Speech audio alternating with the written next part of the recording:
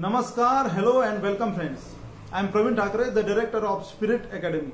Friends, आज LAC के ऊपर, लद्दाख से नजदीक एलएसी के ऊपर जो तनावपूर्ण परिस्थिति बनी हुई है इंडिया चाइना कॉन्फ्लिक्ट के चलते, उससे रिलेटेड कुछ नए इंग्लिश वर्ड्स के मीनिंग हम पता करने वाले हैं। हम रोज न्यूज़पेपर में पढ़ते हैं, न्यूज चैनल पर सुनते हैं, कुछ नए नए शब्द हमारे सामने आ रहे हैं। तो ऐसे में उन शब्दों का मीनिंग अगर हमें पता है अच्छे से, उसका एग्जैक्ट मीनिंग अगर हमें पता है तो हम उस बात को अच्छे से समझ पाएंगे। तो आइए जानते हैं उसकी मीनिंग क्या है। पर उससे पहले दोस्तों, हमारे वीर सैनिकों ने जो अपनी भारत माता के प्रति एलएसी के ऊपर अपने प्राण न्यौछावर किया है, अपने प्राणों का बलिदान दिया है, अपना सर्वोच्च बलिदान दिया है, उन सभी वीर सपूतों को, उन शहीदों को अपनी स्पिरिट एकेडमी की ओर से श्रद्धांजलि अर्पित करते हैं और उनके परिवार के प्रति अपनी संवेदना प्रकट करते हैं। We express our condolence to the family members, relatives and friends of all the martyrs, and we assure that we all are always with you। तो दोस्तों, आइए जानते हैं कुछ नए इंग्लिश वर्ड्स। तो आइए दोस्तों, अब हम जानते हैं कुछ नए वर्ड्स जो कि हम आजकल सुनते आ रहे हैं। जैसे कि पहला वर्ड है कॉन्फ्लिक्ट, इंडिया चाइना कॉन्फ्लिक्ट। इस वर्ड को हम बार बार आजकल सुन रहे हैं। तो कॉन्फ्लिक्ट, CONFLICT, कॉन्फ्लिक्ट का मतलब होता है संघर्ष। दूसरा वर्ड है वायलेंट, VIOLENT, वायलेंट, हिंसात्मक। इसका मीनिंग होता है हिंसात्मक। जो झड़पें होती है, हिंसात्मक, जहाँ पर मुठभेड़ होती है, उसे वायलेंट कहते हैं। नेक्स्ट वर्ड है एनकाउंटर। जब भी कोई मुठभेड़ होती है तो उसे एनकाउंटर कहते हैं। ENCOUNTER, encounter. इट मीन्स मुठभेड़। उसके बाद आता है शब्द stern action, STERN, stern action, ACTION, action, stern action. It means कठोर कार्रवाई, कठोर कार्रवाई। भारतीय सैन्य अब कठोर कार्रवाई करने वाला है। तो उस संदर्भ में हम इस टर्न एक्शन वर्ड को यूज कर सकते हैं। उसके बाद शब्द आता है territory, TERRITORY, territory. It means अधिकार क्षेत्र, अधिकार क्षेत्र। उसके बाद face of, FACEOFF, face of. It means सामना करना, फेस ऑफ। उसके बाद शब्द आता है stand of, STAND, stand, OFF, of, stand of. इसका मतलब होता है किसी भी नतीजे पे न पहुंचने की स्थिति, उसे कहते हैं स्टैंड ऑफ। जब किसी नतीजे पर कोई भी बात नहीं आती है तो उसे स्टैंड ऑफ पोजीशन कहते हैं। उसके बाद एक और शब्द है जो हमें आजकल बार बार सुनाई देता है, वो है LAC, जो लाइन ऑफ एक्चुअल कंट्रोल है बिटवीन इंडिया एंड चाइना, उसे LAC कहते हैं, line of actual control. It's a demarcation line which separates Indian controlled territory from Chinese controlled territory, तो उसे कहते हैं LAC। उसके बाद शब्द आता है LOC। LOC means line of control.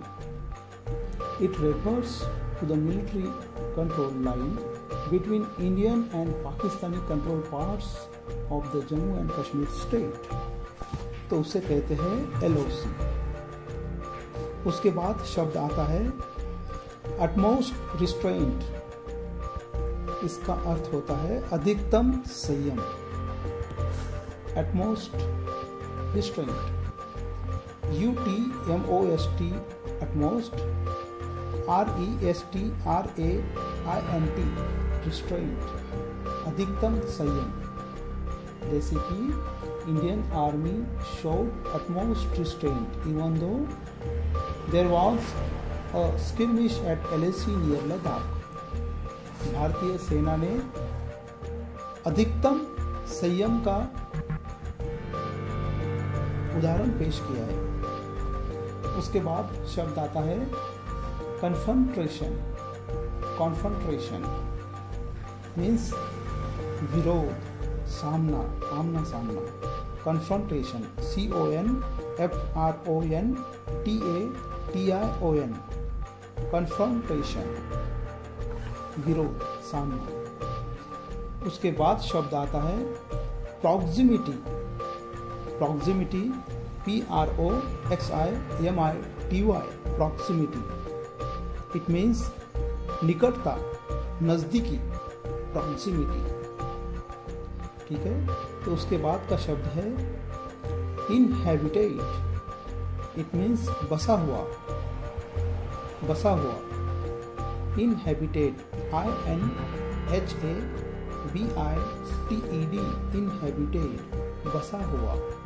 Inhabited reason, जैसे कि बसा हुआ परिसर, जहाँ पर लोग वस्ती है, जहाँ पर लोग वस्ती बसी हुई है, ऐसे एरिया को कहते हैं इनहैबिटेड रीजन। ठीक है। तो उसके बाद शब्द है डेफिएंट। DEFIANT, डिफिएंट। इट मीन्स स्वतंत्र विचारों वाला, स्वतंत्र विचारों वाला। उसके बाद शब्द आता है स्टेटस क्यू। इट मीन्स यथापूर्व स्थिति, status quo. STATUS QUO, status quo, यथापूर्व स्थिति। उसके बाद आता है कैजुअलिटी। कैजुअलिटी मीन्स हताहत होना, मारे जाना, उसे कहते हैं कैजुअलिटी। CASUALTY, casualty. उसके बाद आता है एस्केलेट। एस्केलेट मीन्स तीव्र करना, गहरा करना। ESCALATE, escalate. इसके बाद शब्द आता है incursion. INCURSION, incursion. It means घुसपैठ। The next word is boycott. BOYCOTT, boycott. It means बहिष्कार करना, बहिष्कार करना। उसके बाद शब्द है skirmish. SKIRMISH, skirmish. It means झड़प या लड़ाई। तो ये सब शब्द हमने देखे दोस्तों। हम सबको आजकल ये जो शब्द हमें सुनाई दे रहे हैं न्यूज़पेपर के थ्रू या टीवी माध्यम के थ्रू, तो हमें इन शब्दों का मतलब, मीनिंग अगर अच्छे से पता है तो हम बात को अच्छे से समझ सकेंगे। तो आशा करता हूँ आप लोगों को ये वीडियो बहुत पसंद आई होगी।